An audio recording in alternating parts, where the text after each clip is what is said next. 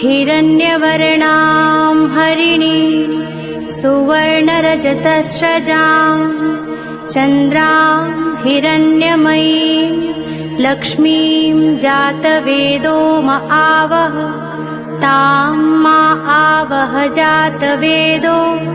लक्ष्मीं मनपगामिनीं यस्यां हिरण्यं विन्देयं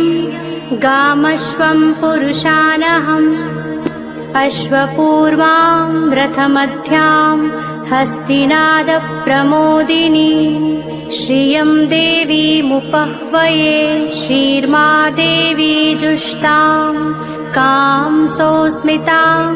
हिरण्यप्राकारां मार्दां